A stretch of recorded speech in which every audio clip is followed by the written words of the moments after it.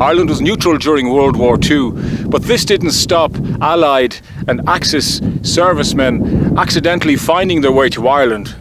Britain had endured the Battle of Britain and the bombing blitz of 1940 and 41 on many British cities like London, and would now strike back into the heart of Germany. On the night of the 16th of April 1941, 118 British aircraft took to the night sky, including a Handley Page Hampton bomber, flight number AD730, detailed to bomb Berlin, and was one of 7 from number 50 Squadron, which took off from its base in Yorkshire.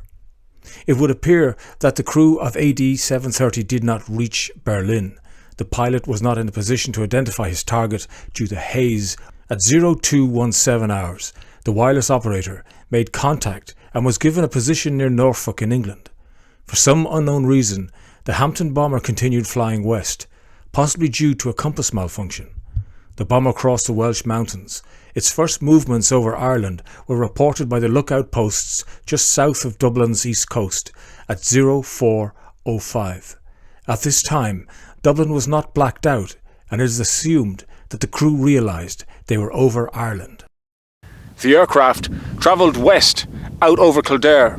It then turned and came back in this direction, travelling east back towards Britain. The Hampton bomber was introduced in 1938 and retired in 1943. It was conceived as a fighting bomber and had 4 crewmen, 1 pilot, 1 navigator and 2 wireless stroke gunners in the rear. It carried a payload of about 1,800 kilos or 4,000 pounds of bombs. I did my first flight and first tour on Hamptons. A beautiful airplane to fly, but terrible to fly in. Cramped, no heat, no facilities, where you could relieve yourself. You got in there and you were stuck there. The aeroplane was like a fighter. It was only 3 feet wide on the outside of the fuselage, and the pilot was a very busy person. There were 111 items for the pilot to take care of. So the cramped conditions of the aircraft earned it the nickname the flying suitcase or the flying tadpole. And because it only had 1 pilot, the navigator was supposed to change places with the pilot in the event of the pilot becoming wounded. And the navigator was given basic flying skills to try and get the plane back to base. But when they practiced this drill, they found that they had a lot of fatalities from the plane just losing control as both airmen tried to swap over. So they discontinued that actual drill. At 0424 hours, the Gardaí or police at Hollywood, County Wicklow, reported an aircraft in the area. So 10 minutes later, the aircraft crashed into the side of this hill, killing all 4 crewmen. The wings and engines were ripped from the fuselage, and the bodies of the crewmen were flung about 150 yards from this spot. Identification of the crewmen took place by the identification discs worn by 2 of the men. The other 2 men had to be identified by personal items. This monument was erected in 1991 on the 50th anniversary of the crash. Among the attendees was the pilot's brother, the late Colin Hill. The monument was cut from local granite from the nearby Ballyknocken quarries. The crewmen travelled over 1,300 miles and spent over 8 hours in a cramped aircraft, only to lose their lives on this desolate hill on a cold, damp April morning. The aircrew were buried with full military honours provided by the Irish Army and attended by the British Ambassador to Ireland.